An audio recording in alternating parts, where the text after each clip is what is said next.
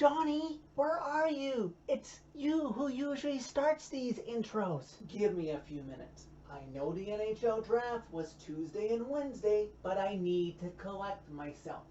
Come on, it's time to talk about the future of the Preds. It's the NHL draft and free agency. They drafted a goalie.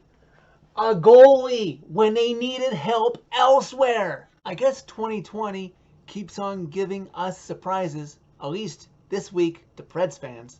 The first round of the NHL draft was on Tuesday this week, followed by the 2nd through 7th round on Wednesday, and the Preds Nation didn't know what to expect coming in. Speculation was rapid coming into that draft as the Preds had the 11th pick, so 10 teams were picking in front of them. So there was no knowledge for sure who the Preds would take, from Jack Quinn to Seth Jarvis to Jake Sanderson. The moment of truth finally came. With the 11th pick overall in the draft, the Nashville Predators selected from Nhl St. Petersburg goalie Yaroslav Askarov. Come again? Rewinding my DVR, I couldn't have heard that right. With the 11th pick overall in the draft, the Nashville Predators selected from Nhl St. Petersburg goalie Yaroslav Askarov. Really?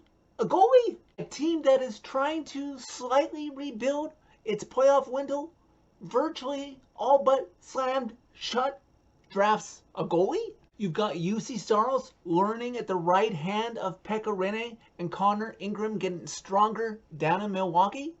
I know Askarov is supposed to be this top talent that the NHL hasn't seen since Carey Price, but it really threw me for a loop.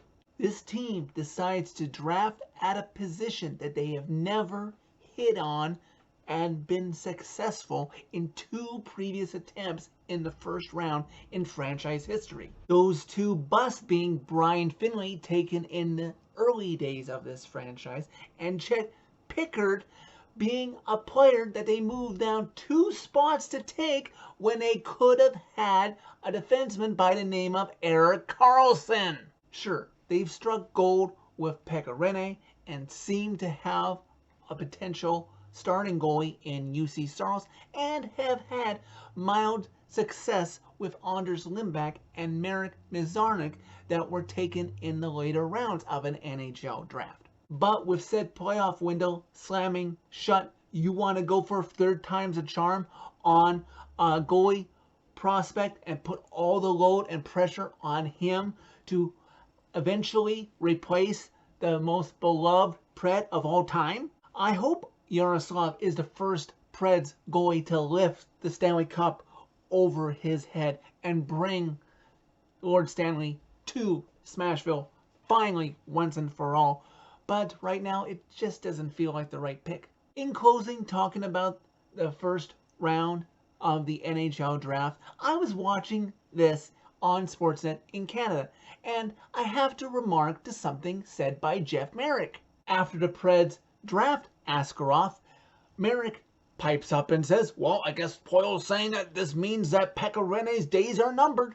Jeff, Pex has 1 year left on his contract, and he is the same age as me. He knows how much time is left. Poyle, the only thing I ask on Pekka's behalf is that you help make this a smooth transition into retirement. Preds Nation doesn't want to see Pekka Rinne pulling a Mike Modano in Detroit. It just wouldn't be right. As for day 2 of the NHL draft, there are certainly a lot of Lukes on the Preds roster now. Forward Luke Angevelista was taken 42nd overall.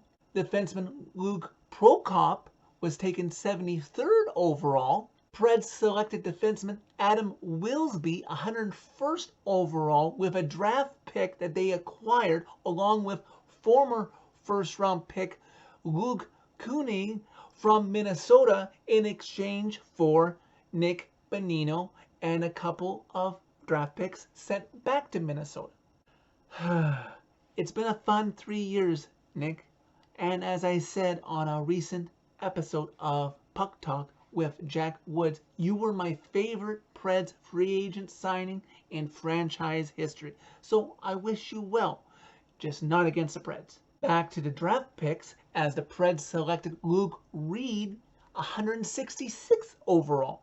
Finally, the Preds finished off the draft with 2 forwards that they selected in the 7th round, first going for probably the most unique name the Preds will ever have if this guy suits up for them one day, as they selected Gunnar Wolf Fontaine, 202nd overall, and Chase McLean, 209th overall. Can I just say, I hope the Preds strike gold with Gunnar Wolf Fontaine, because that would be the most unique name to ever dress in a Preds game since Bubba Baronsway. Can you imagine 20 to 25 years from now, little boys all grown up around Nashville with the name Gunnar or Gunnar Wolf? As for further roster movement, in addition to Nick Bonino's contract being removed from the Preds books, Kyle Turris was placed on waivers with the intention of buying out his contract. By doing this, the Preds get $4 million a season in immediate cap relief for the remainder of what would have been Turris's contract with the Preds. Unfortunately, though, the Preds will be penalized with $2 million in cap space for the next 8 seasons. Finally, Friday, it was free agent signing day. The Preds completed a couple of smaller, noteworthy signings, hoping to shore up their third pair defensemen by signing Mark Borowiecki to a 2-year, $2 million AAV deal, and they also got Matt Benning to sign for a 2-year, $1 million AAV contract. Next to playing the kids from Milwaukee in that third pair of defensemen, this is the next best thing, as these guys could potentially be a second pair defenseman on another team, but luckily the Preds have depth to get these guys into the third pair. Later in the day on Friday, the Preds helped out their depth scoring by getting Nick Cousins to sign a 2-year, $1.5 million AAV contract. Finally, here we are on Saturday, the second day of free agent signings. At the time of this video being recorded, Craig Smith has just signed a 3-year deal with the Boston Bruins. Craig! You'll be missed, buddy. Hopefully, the hockey gods will ensure that your name is in a future Preds Ring of Honor above Bridgestone Arena. Austin Watson has been traded to Ottawa in exchange for a 4th-round pick that originally belonged to the Colorado Avalanche. With the Watson trade, the Preds have just over $14.6 million in cap space, and they have Trennan on loan to the KHL, so he's got to be added back on, which is not too much. And once Kooning, who is an RFA, the guy they just acquired from Minnesota, is signed, the Preds still have plenty of cap space to go out and sign a big impact player if they want one. Everything I have read and heard from Poyle and management is that this team is willing to spend to the cap still. This isn't your 2007 Preds that was a fire sale at this point. We shall wait and see what they do. So that's it for this video. Thank you very much for watching. As always, hit like if you like this video. Hit subscribe if you really like it. You can find my social media channels by clicking the channel name below. And season is supposed to start at the beginning of January. So chin up, Preds Nation.